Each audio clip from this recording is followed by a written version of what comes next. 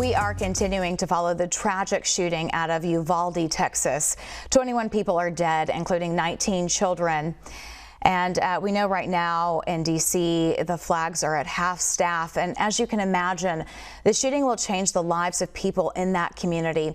Listen to a survivor from the deadly school shooting in Parkland, Florida. He spoke about the impact that this could have on students in Texas. Take a listen.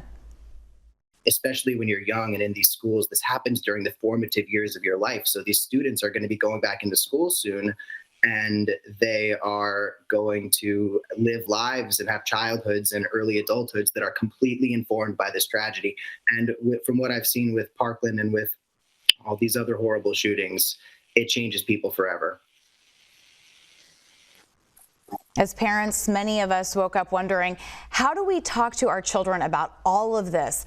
And what is too much when it comes to exposing them to the brutal reality of mass shootings in the world that we live in today?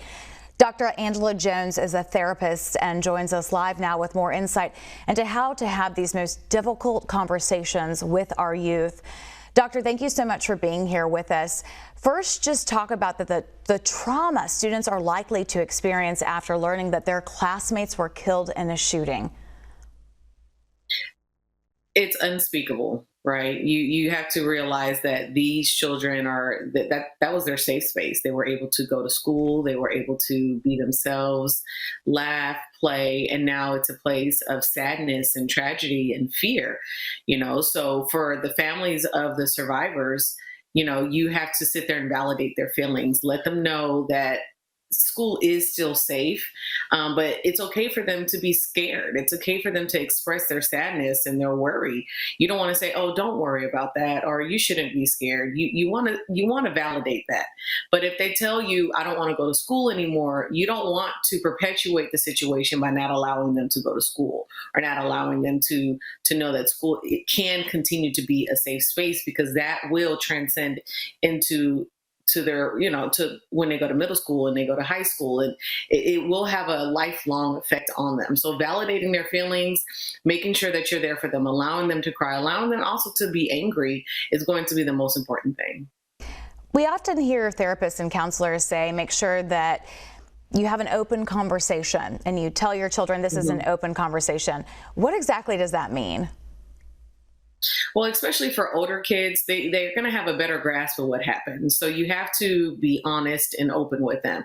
Open meaning allowing them to ask questions that may be uncomfortable, to express, like I was saying, that anger that they may have or confusion, but you have to be prepared. And if you don't know the answer, it's okay to say, "I don't really know. Let's try to find out together." Kids need to feel like they're partners with you as well. Especially at this time, they want to feel that you are a safe space. So if you know and you know what to say, then go ahead and say. And if you don't know, just say, "We can explore this together. Let's figure this out together." They need to feel safe with you to know that they can say what they need to say to you, because the next person that they're going to talk to is their friends, the peers that are also going through this, and it's not going to be that constructive. Yeah, we want them to hear it from us first as opposed to another party. How much exposure do we present to them? I mean, you turn on your TV, this story is flooding our airwaves. You get on social media, every post in your feed is about it. What sort of limitations do we want to put on how much exposure our kids receive to information? If they're high school, they're going to be exposed to it 100%. It's going to be on their phones. It's going to be on the TV. So there's not really, you can try to protect them, but just know that when it comes to the teen years, especially high school, they're going to be fully aware of what's going on because they have Twitter, Instagram, all the different social media platforms. As far as like elementary school children, I would protect them from seeing the news, seeing it constantly all day, flooding their lives on a daily basis with this information can become overwhelming, and they're not going to really know what to do with that. This is an emotion they have never felt before, so they're not really going to know what to do with it. So trying to let them see it on the TV, on your phones, it's too much. You do want to protect them. Now, protecting them means allowing them to still ask you questions. You don't want to lie and say it didn't happen, or you don't want to lie and say, "Oh, it's fine, don't worry about it." You just want to make sure that you're not flooding their minds with this negative news, the negative stuff on TV, the negative stuff on the internet. Just try to protect them as much as possible. I think you bring up a very important point because as a parent, it's an illusion to think that we might be able to micromanage our teenagers' exposure to social media and what they see online. So you're telling us as parents to be realistic, know that they are going to see it. And that is why it's so important to create that open space where they can share their thoughts. So how do you go about creating that space? Creating that space, you can start the conversation. Your children may not feel safe enough, or they're not sure if they can come to you with this kind of information. So just sit them down and just say, hey, I'm really feeling a lot of feelings about what's going on. And I want to talk with you about it to see what kind of feelings you're feeling, to see if we can help each other.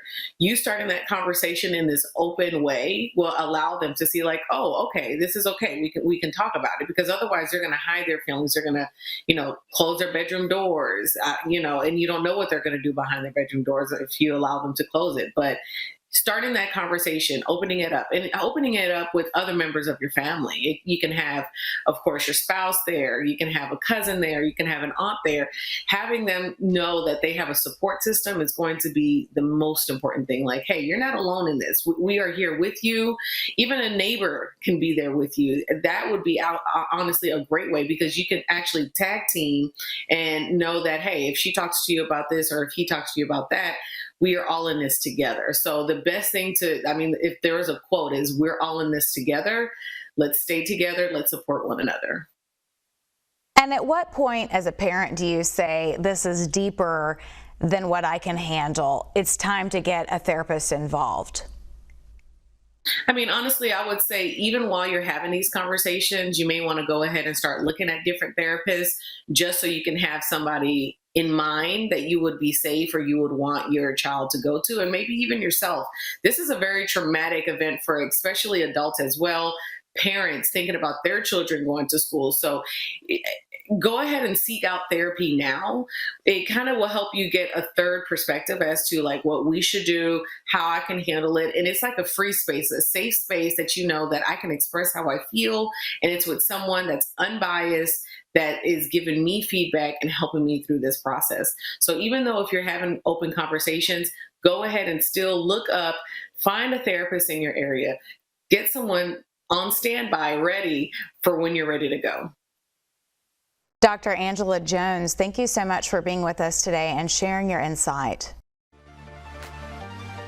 As we head into break, here is a live look at the White House, where the American flag is at half-staff in honor of the lives lost at Robb Elementary School. BNC Live will be right back.